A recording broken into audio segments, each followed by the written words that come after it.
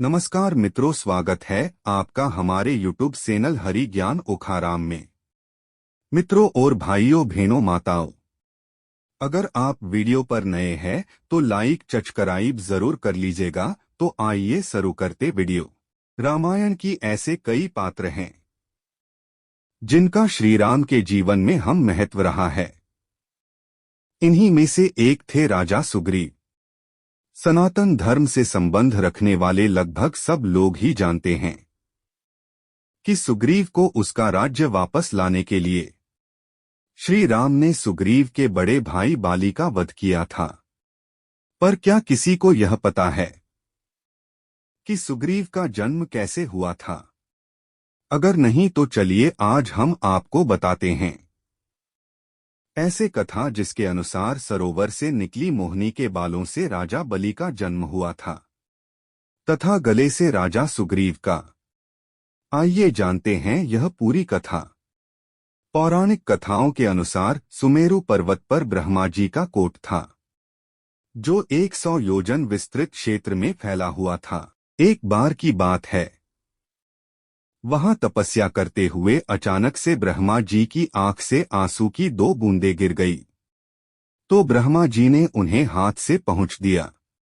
तब एक बार धरती पर गिर गई जिससे एक वानर का जन्म हुआ। तब उन्होंने कहा, तुम इस पहाड़ी की चोटी पर रहोगे। इस पर वानर वहीं रहकर नियमित रूप से ब्रह्मा जी को पुष्प अर्पित करने लगा। कई दिन बीत जाने के बाद एक दिन रीछ राज वहां से गुजरे। उन्हें बहुत तेज प्यास लगी तो उन्होंने तालाब में झुककर पानी पीने का प्रयास किया। इस दौरान वहां उन्हें परछाई दिखाई दी जिस पर उन्हें लगा कि कोई दुश्मन उन्हें मारने के लिए आ रहा है।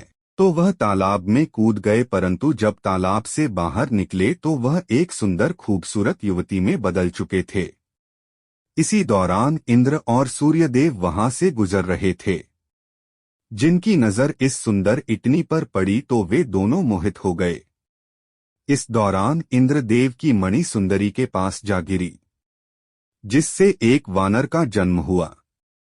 क्योंकि वानर का जन्म युवती के बालों से हुआ था इसलिए इसका नाम बाली पड़ा। जबकि इसी युवती के गले पर सूर्य की मणि जा गिरी जिससे एक और वानर का जन्म हुआ जो आगे चलकर सुग्रीव के नाम से जाना गया।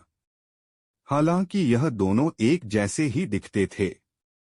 यही वजह थी कि वध के समय श्री राम को सुग्रीव को पहचानने में मुश्किल हुई थी और उन्हों उसके गले में माला डालनी पड़ी थी। कथाओं के अनुसार इंद्र ने बाली को एक सोने का हार दिया जबकि सूर्यदेव ने सुग्रीव को हनुमान जी के रूप में एक सच्चा मित्र और रक्षक भेंट किया। कहा जाता है इन दोनों वानरों की उत्पत्ति के बाद युवती दोबारा रीछराज में बदल गई। इसलिए कहा जाता है रीछराज ही बाली और सुग्रीव की मां और पिता है।